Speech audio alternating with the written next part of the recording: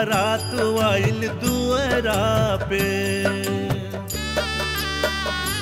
बाहो घरवा में खुशी के बाद बारात आइल दुअरा पे। दुल्हा दुल्हन के होई मुलाकात बारात आइल दुअरा पे। बाहो घरवा में खुशी के बाद बारात आइल दुअरा पे।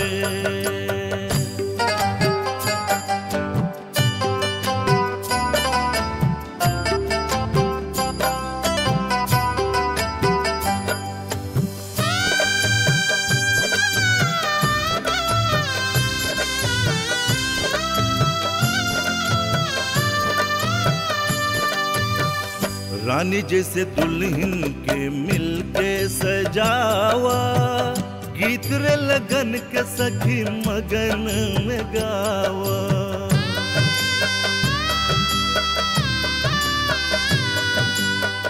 ढोल कर ताल बाज गूंजे शहनाई, धन्य हो गईले दुल्हन के बाबू माई।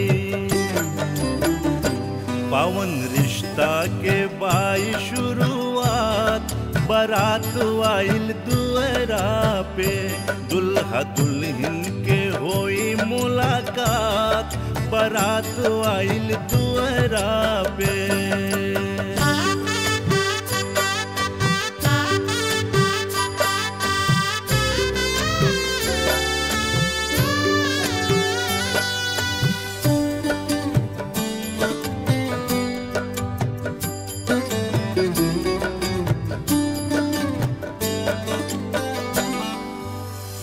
हरदी लगाव हो चुमावे आव चाची, आज भर बाड़ी मेहमानी हो बाची।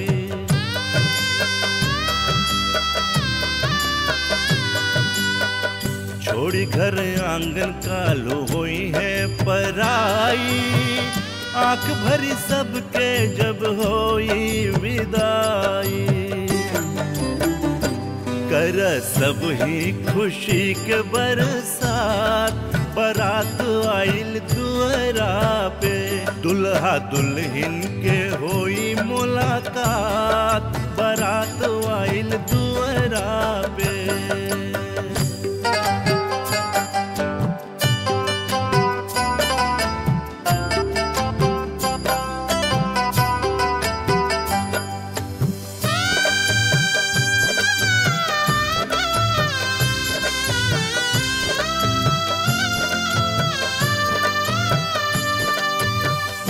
केहू हंसी केहू रोई जग के ई रीत बा। केहू के हार बात केहू के जीत बा।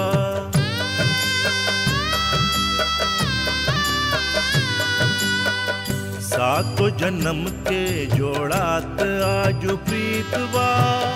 दुल्हा दुल्हन दोनों बनल मीत बा। नाचे गावे सभे आजू के रात बारात आइल दुअरा पे।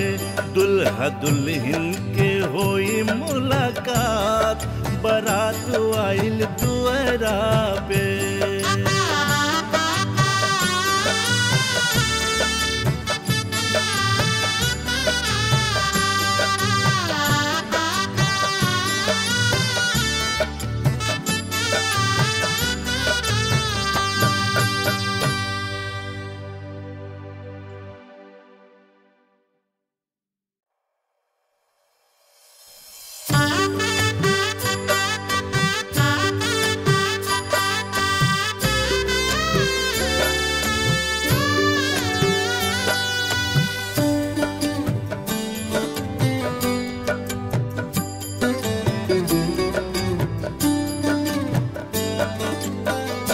बाहो घरवा में खुशी के बाद बारात आइल दुअरा पे। बाहो घरवा में खुशी के बाद बारात आइल दुअरा पे। दुल्हा दुल्हन के होई मुलाकात बारात आइल दुआरा पे।